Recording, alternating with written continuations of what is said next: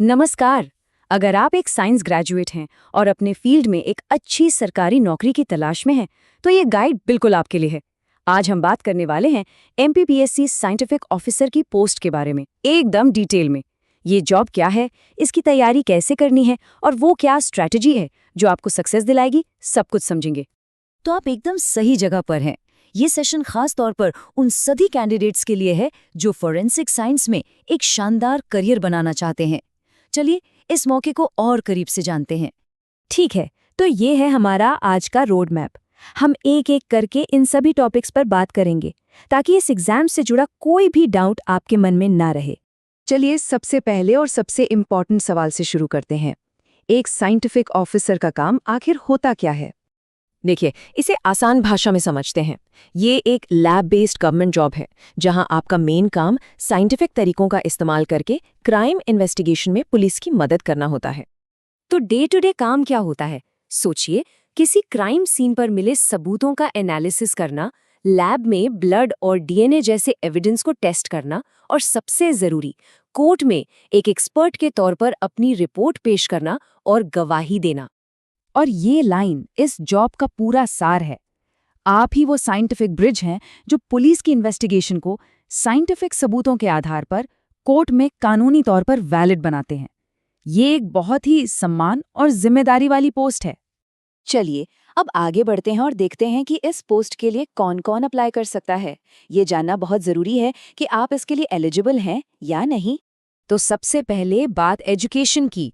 इस पोस्ट के लिए आपके पास फोरेंसिक साइंस, केमिस्ट्री, फिजिक्स या बायोलॉजी में मास्टर डिग्री यानी एमएससी होनी चाहिए।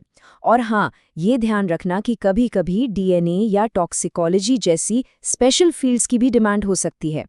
एज लिमिट एमपीपीएससी के रूल्स के हिसाब से ही होती है। ठीक है, तो अब आते हैं सबसे जरूरी हिस्से पर, सिलेबस।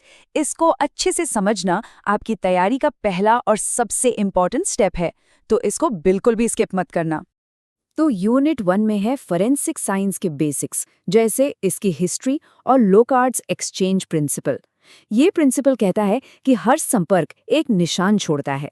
यूनिट 2 है क्राइम सीन इन्वेस्टिगेशन के बारे में। इसमें चेन ऑफ कस्टडी एक बहुत ही इम्पॉर्टेंट टॉपिक है। इसका मतलब है सबूतों का सही तरीके से रिकॉर्ड रखना ताकि वो कोर्ट में मान्य रहें। यूनिट 3 फिजिकल और केमिकल एनालिसिस के बारे में है। इसमें आपको क्रोमैटोग्राफी और स्पेक्ट्रोस्कोपी जैसी टेक्निक्स पढ़नी होंगी। आसान शब्दों में, ये वो तरीके हैं जिनसे किसी भी केमिकल की पहचान की जाती है, जैसे ड्रग्स या जहर। यूनिट 4 में एक्सप्लोजिव्स और आग लगने जैसे केसेस की इन्वेस्टिगेशन शामिल है, जहां आपको बम की जांच और आग के पीछे की केमिस्ट्री समझनी होगी। अब आते हैं यूनिट 5 पर, जो फोरेंसिक बायोलॉजी के बारे में है। यहाँ डीएनए प्रोफाइलिंग सबसे इम्पोर्टेंट टॉपिक है। ये वही तकनीक है जिससे किसी भी इंसान की पहचान पक्की की जाती है।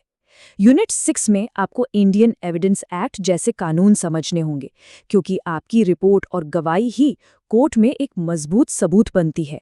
और आखिर में है यूनिट 7, जो आज के टाइम की डिजिटल फोरेंसिक के बारे में है, जैसे साइबर क्राइम और डेटा रिकवरी। इसके साथ एक जनरल सेक्शन भी है जिसमें जीके, साइंस और इंग्लिश आती है। तो याद रखिए, अपने मेन सब्जेक्ट के साथ साथ इस पर भी पूरा ध्यान देना है। सिलेबस को समझने के बाद अगला कदम है एग्जाम पैटर्न को जानना। चलिए देखते हैं कि पेपर आखिर आता कैसा है। तो एग्जाम का पैटर्न काफी सीधा और सिंपल है। ये एक ऑब्जेक्टिव पेपर होगा, यानी इसमें मल्टीपल चॉइस क्वेश्चन या एमसीक्यूज होंगे। आमतौर पर 100 से 200 सवाल होते हैं, जिसके लिए 2 से 3 घंटे का टाइम मिलता है।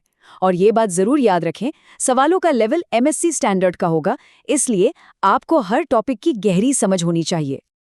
अब जब हमें पता है कि क्या पढ़ना है और पेपर कैसा होगा, तो चलिए सबसे जरूरी बात पर आते हैं कि कैसे पढ़ना है, क्योंकि सही स्ट्रैटेजी ही सक्सेस की चाबी है।